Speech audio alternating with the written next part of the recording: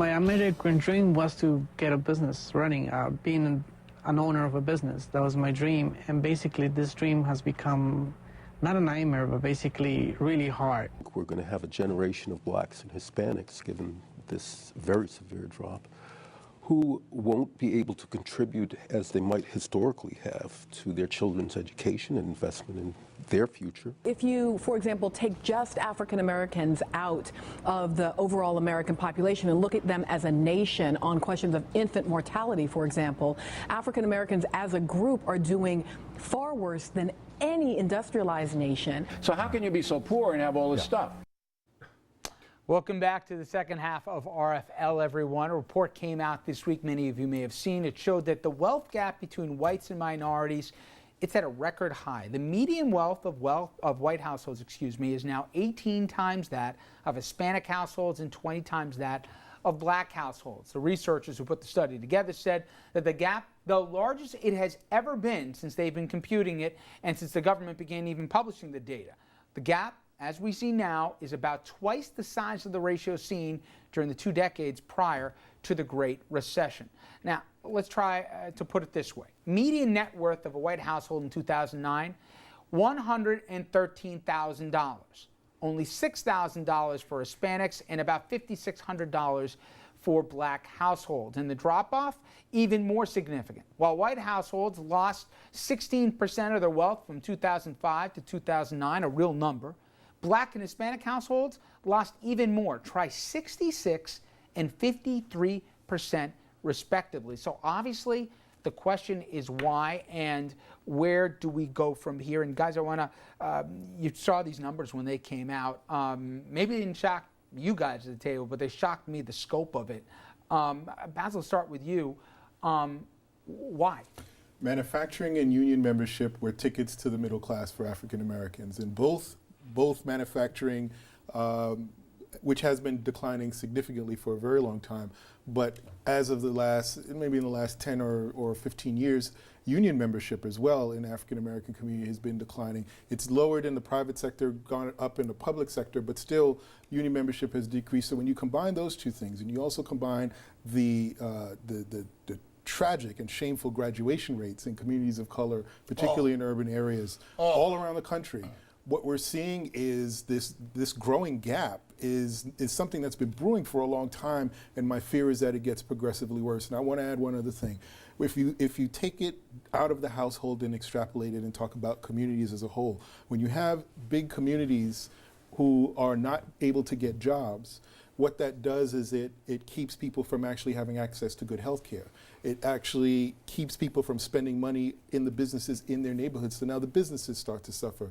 So when you have communities that are losing jobs over and over and over again, that has an impact not just on a household, but on an entire neighborhood. And it's something that's not easily correctable. And that then becomes a self-perpetuating cycle. Self-perpetuating cycle, absolutely. And what I've also seen is the principal asset for most households, but especially in communities of color, has been the house.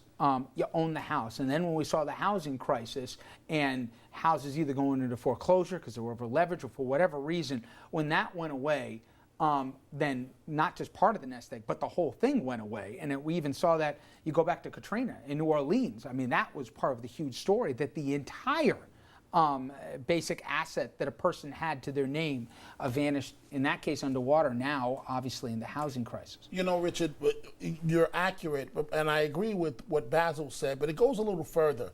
And let's face it, the late Senator Pat Moynihan was correct when he was called a racist at the time. But even President Obama has since praised him, and people like Al Sharpton. In the black community, when the male was removed from the family, it really traumatized the family for generations to come. And now I'm going to talk for a second, just for 1 second, because I'm not embarrassed by it, as a young man who grew up on public assistance, who grew up out of the projects of New York City. And I am telling you that the reason why the numbers are so far apart, it starts with education. And in the black community, the African American community, there has to be a higher importance on education. And once that happens, you mentioned the graduation rates, just pick any city at random, and they are disgusting. Kids of color, that is the graduation rates. They're dropping out at, you got a 1 in 2 chance of making it through high school. But does it start, guys, with the school? Does it start with the fact starts at home. There's no factory, so the guy didn't have a job, so the guy didn't stick around? Obviously, I'm connecting a lot of loose dots here, but if there isn't jobs, do you start first trying to fix the schools? Do you start first? Well, there are a lot of things that have to happen at the same time. Yes. You know, when I was in school, I had a parent, and she's been a teacher for 30 years, but I had a parent who was extraordinarily engaged in my education. I had teachers that really cared about whether or not I was learning in the classroom. And I also had, I think, a support system even beyond my actual household.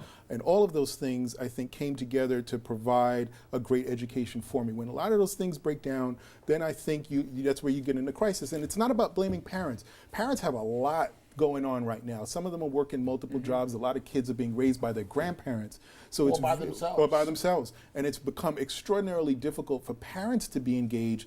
I think school systems with lack of funding is finding it difficult to actually stay ahead of the curve. So you have all of these things sort of happening at the same time. And look at some more stats.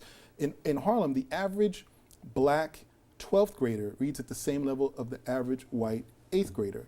And the people that build prisons determine the number of cells based on 4th grade reading scores. So there's an entire system in place right now, almost counting on the fact that Black and Latino kids aren't learning. And if you look at schools that are used to prepare a lot of these kids for manufacturing jobs and need to prepare them for more skilled labor right now, but don't even have the resources for every kid to have a book to take home, you're going to run into problems. And I know I'm heavy, guys. I'm sorry. I just want 30 seconds.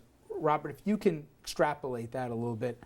As Friedman said, the world's getting flat, or it's flat now, and globalization's here, whether people like it or not. Yeah. Without any great rebirth in American manufacturing, this problem goes from bad to worse with an accelerant, doesn't it? It does. We need a vision for this country for not only the whole household sector, but the black household sector, the entire household sector. And when have we last nationally talked about this? We're talking about everything but that. Whenever they do talk about it, it goes hand in hand with claims of socialism or whatever else, or, you know, just think about even we talk stimulus, what the conversations But it's the secret, were. it's the legacy of this country is a vision for the middle class. That's our great legacy of this country. All right, everybody, we're going to jump to a break here, but I want to thank you, Robert, for spending a few minutes with. Thank you very much. And again, the book is What to Ask the Person in the Mirror, and it's not just a business book here. It's anybody who's got questions about effective leadership, and gosh knows we certainly in short supply of that.